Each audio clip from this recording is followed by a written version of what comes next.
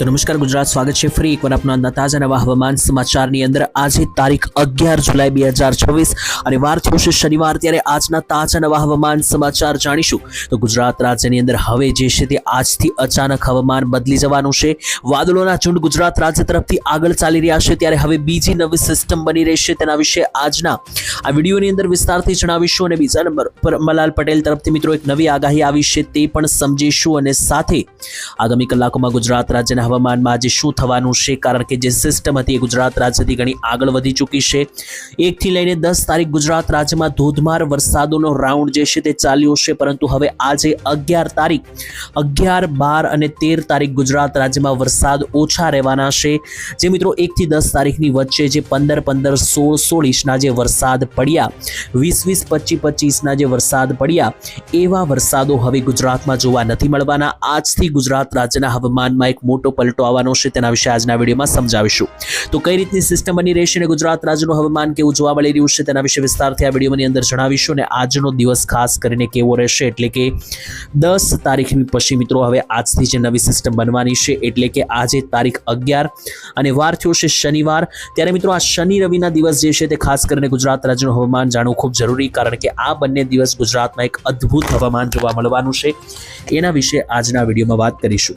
તો ચાલો મિત્રો એક પછી એક બધા મુદ્દા જણાવવાની તમને શરૂઆત કરું। સૌથી પહેલા મિત્રો હું તમને પોઈન્ટ ઉપર પોઈન્ટ જણાવું તો એક સૌથી પહેલા મારે તમને સિસ્ટમ દેખાડવાની છે। તો અત્યારે હાલની પરિસ્થિતિ મુજબ જે કંઈ પણ માહિતી આપું એની પહેલાં મિત્રો તમને એક ડિસ્ક્લેમર આપી દઉં કે તમે આ ચેનલ ઉપર પહેલીવાર આવ્યા હોય તો અમારી આ ચેનલ ઓનલી વેધરને સબસ્ક્રાઇબ કરી લેજો।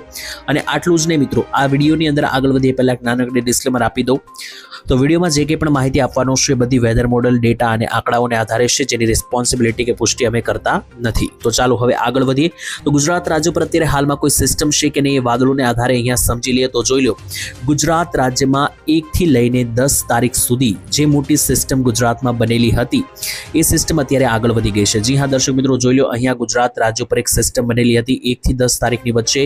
એ સિસ્ટમને કારણે ગુજરાતમાં ધોધમાર વરસાદો પડ્યા, પૂર જેવી પરિસ્થિતિ પણ જોવા મળી, પરંતુ હવે એ સિસ્ટમ આગળ વધીને જોઈ લો અહીંયા બંગાળની ખાડીની અંદર પહોંચી ગઈ છે, એટલે ગુજરાતમાં હવે એકદમ શાંતિ છે। ગુજરાતમાં કોઈ મોટા વરસાદોની હવે જે છે તે આગામી કલાકોમાં કોઈ મોટી આગાહી દેખાતી નથી, પરંતુ છતાં પણ હજુ પણ ઘણી બધી જગ્યાએ ગુજરાતમાં વાદળો બનેલા છે। જોઈ લો આજની 11 તારીખની રેન્જમાં પણ જોશો તો હજી આજની તારીખમાં પણ રાત્રિના 2 વાગ્યા સુધી હજુ પણ ગુજરાતના ઘણા બધા હદની અંદર વાદળો બનેલા છે। અને જે ભાગોમાં વાદળો છે ત્યાં ગુજરાતમાં હજુ પણ ભારેથી અતિ ભારે વરસાદી રાઉન્ડો તમને જોવા મળી શકે। તો એ જે વાદળો છે એને આધારે હવે આપણે સમજવાનું છે કે ગુજરાતના કયા કયા ભાગોની અંદર કેટલો વરસાદ આજે પડી શકે। એની પહેલા મિત્રો અંબાલાલ પટેલે શું આજની આગાહી આપી છે તમને જણાવી દીધી। તો હવે આજે 11 તારીખ અને શનિવાર થયો છે, ગુજરાત રાજ્યમાં જે સિસ્ટમ નબળી પડી છે, તો હવે બીજો રાઉન્ડ ધોધમાર વરસાદનો ક્યારે આવશે? તો અંબાલાલ પટેલ જે હવામાન નિષ્ણાંત છે તેમની આગાહી સાચી અને સચોટ સાબિત થતી હોય છે।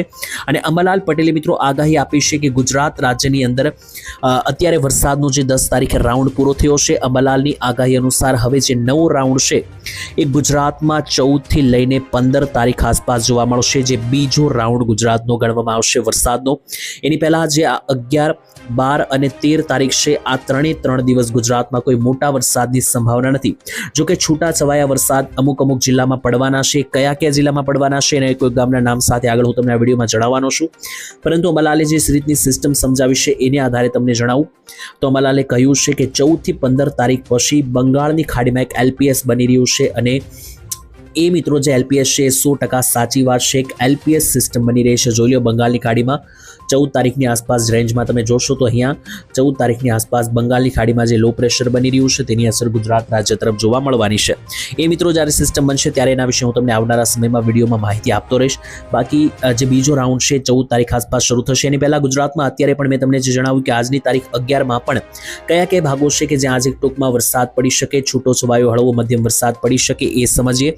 તો જોઈ લો વાદળોને આધારે હું તમને અહીંયા સમજાવું તો ખાસ કરીને જે દક્ષિણીય ભાગો છે ત્યાં હજુ પણ છૂટા છવાયા ઝાપટા પડવાની પૂરેપૂરી આગાહી રહેશે, જેમાં સુરત આવેલું છે, નવસારી, વલસાડ, ડાંગ, ભરૂચના વિસ્તારોથી લઈને ઉપર ચાલીએ તો કોસંબા, વલસાડ, નવસારી, ઉપર ચાલીએ તો નર્મદા, તાપી, ડાંગ, આ બધા જે વિસ્તારો છે છૂટાછવાયા, ત્યાં મિત્રો જે છે તે હળવા મધ્યમ છૂટાછવાયા વરસાદો પડી શકે। ફરી એકવાર યાદ અપાવી દઉં કે મિત્રો આ કોઈ વરસાદની સિસ્ટમ નથી, માત્ર વાદળો છે, તો આના કોઈ મોટા એવા વરસાદ ના હોય। 1-2 ઇંચ સુધીના અથવા એનાથી પણ ઓછા છૂટાછવાયા ઝાપટા પડી શકે। બાકી સૌરાષ્ટ્રમાં જોઈએ તો સૌરાષ્ટ્રમાં પણ નીચેના જે વિસ્તારો છે ભાવનગર, જુનાગઢ અને અમરેલીના ત્યાં મિત્રો છૂટાછવાયા ઝાપટા પડી શકે, જેમ કે ભાવનગરની અંદર પાલીતાણાના વિસ્તારથી લઈને ગારિયાધાર થઈ ગયું, મહુવા થઈ ગયું, અમરેલીમાં જાફરાબાદ, રાજુલા, લીલિયા થઈ ગયું, જુનાગઢ અને ગીર સોમનાથમાં વેરાવળ, તુલસીશ્યામ, સાસણ ગીર, કેશોદ, વિસાવદર આ બધા છૂટાછવાયા રેન્જની અંદર ઝાપટા સ્વરૂપે વરસાદ પડી શકે. બાકી મધ્ય ગુજરાતના પણ ઘણા બધા વિસ્તારોમાં અત્યારે હાલ ઘાટા વાદળો છે, કાળા ડિબાંગ, તો મધ્યની અંદર પણ કેટલાક ભાગોની અંદર જે છે તેની અસરો જોવા મળી શકે અને છૂટાછવાયા રેડા ઝાપટા પડી શકે, જેમ કે ગોધરા થઈ ગયું, દાહોદ થઈ ગયું, મહીસાગર, પંચમહાલ, વડોદરા, છોટાઉદેપુર આ બધા રેન્જની અંદર છૂટાછવાયા મધ્યમ હળવા ઝરમર વરસાદની આગાહી છે. તો આ રીતનો મિત્રો વરસાદ રહેવાનો છે. ફરી એકવાર યાદ અપાવી દો અહીંયા તારીખની સાથે. તો હવે આ જે મહિનો આગળ ચાલવાનો છે એ કઈ રીતનો ચાલશે અહીંયા તમને સમજાવું. તો આજે મિત્રો જે 11 તારીખ થઈ છે, હવે 11, 12 અને 13 આ ત્રણેય દિવસ જે છે તે ગુજરાત રાજ્યમાં આ રીતનો છૂટો છવાયો અમુક જગ્યાએ જ વરસાદ પડશે, જે આખા ગુજરાતમાં 10 તારીખ સુધી શરૂ હતો ધોધમાર. એ રીતનો વરસાદ હવે જે છે તે મિત્રો આગામી સમયમાં તમને જોવા નથી મળવાનો. બાકી અહીંયા હું તમને દેખાડી પણ દઉં જેથી તમને ખ્યાલ આવે. જોઈ લો 11 તારીખમાં અમુક સેન્ટરમાં જ વરસાદ જોવા મળી રહ્યો છે, 12 તારીખે પણ અમુક સેન્ટરમાં જોવા મળી રહ્યો છે વરસાદ, 13 તારીખ પણ એવું છે. પરંતુ 14 તારીખથી જોશો તો ફરી એકવાર વરસાદી સિસ્ટમ 14 તારીખથી અહીંયા સક્રિય થતી જોવા મળી રહી છે. 15 તારીખથી પણ મિત્રો જે છે તે સિસ્ટમ વધારે ઘાતક બનીને ફરીવાર આખા ગુજરાતમાં ફરીવાર વરસાદો જે છે તે શરૂ થતા જોવા મળી રહ્યા છે. એટલે જ અંબાલાલે કીધું છે 14-15 તારીખથી ફરી એકવાર સિસ્ટમ બનવા લાગશે. બંગાળની ખાડીમાં જોઈ લો સિસ્ટમ બની રહી છે તેને કારણે. અને બાકી તેની પછી આગળ ચાલીએ તો મિત્રો ગુજરાત રાજ્યમાં જે ત્રીજો સૌથી ઘાતક વરસાદનો રાઉન્ડ આવશે 25 થી 30 તારીખ વચ્ચે અંબાલાલે કહ્યું છે ને એ મિત્રો ખૂબ જ ખૂંખાર અતિ ભારે રાઉન્ડ હશે. અત્યારે મિત્રો દુઃખની વાત એ છે કે ઘણા બધા વિસ્તારો એવા છે કે જ્યાં હજુ પણ વરસાદ પડ્યો નથી, જેમ કે કચ્છનો વિસ્તાર થઈ ગયો, ઉત્તર ગુજરાતના જે વિસ્તાર છે કેટલાક પાટણ, વાવથરાદ, સૌરાષ્ટ્રમાં આવીએ તો દ્વારકા, મોરબી, જામનગર આ બધા વિસ્તારમાં હજુ પણ વાવણી લાયક વરસાદ નથી આવ્યો. પરંતુ હજુ મિત્રો જે બીજો રાઉન્ડ શરૂ થવાનો છે એમાં પણ કોઈ મોટા વરસાદની આગાહી નથી, એટલે એ પ્રમાણે તમારે તૈયારી રાખવાની રહેશે. અને બીજા નંબર પર મિત્રો વાવાઝોડાને લઈને અત્યારે ઘણી બધી અફવાઓ ચાલી રહી છે બજારમાં, સમાચારોની અંદર. એ મિત્રો હું તમને સમજાવી દઉં. જોઈ લો આ જે વાવાઝોડું બનેલું છે અહીંયા તે અત્યારે બની રહ્યું છે ચાઇના બોર્ડર પાસે. તો આ વાવાઝોડાની હકીકત એ છે કે આ વાવાઝોડું 100% ખૂંખાર છે, 100% ભયંકર છે. અને જો આવે આસપાસમાં જો કોઈ મિત્રો 150 કિલોમીટરની ઝડપ છે વાવાઝોડાની, એટલે રસ્તામાં જો કોઈ ઝાડ આવે, નબળું મકાન આવે તો આરામથી ઉડાડી દે એવું વાવાઝોડું છે. પરંતુ આ વાવાઝોડું ગુજરાતથી જે છે તે અંદાજિત 10,000 કિલોમીટર અને બંગાળની ખાડીથી અંદાજે 6,000 કિલોમીટર દૂર છે. તો આનો મતલબ કે આની અસર ભારતમાં કે ગુજરાતમાં પણ કોઈ જોવા નથી મળવાની. અત્યારે ઓનલાઈન સોશિયલ મીડિયા પર ઘણી બધી તમને વાવાઝોડાને લઈને ડર બનાવવામાં આવી રહ્યો છે, તો ડરતા નહીં, આ વાવાઝોડાની કોઈ અસર ગુજરાતમાં નથી થવાની. બાકી હવામાન સમાચાર અહીંયા પૂર્ણ કરું છું. તમે આ વિડીયો જોયો છે તો કયા ગામથી જોયો, તમારા ગામમાં હાલ કેવી પરિસ્થિતિ છે, કેવું વાતાવરણ છે એ કોમેન્ટમાં લખીને જણાવી દેજો ગામના નામ સાથે. બાકી આ ચેનલ ઉપર આવા જ વિડીયો આવનારા સમયમાં જેવી સિસ્ટમ બદલાતી જશે એમ રેગ્યુલર હું આપતો રહીશ. એના માટે ચેનલ સબસ્ક્રાઇબ કરીને સાથે જોડાયેલા રહેજો. કાલે ફરી એકવાર મળીશું, ત્યાં સુધી રજા આપશો. ધન્યવાદ. જય માતાજી, જય દ્વારકાધીશ.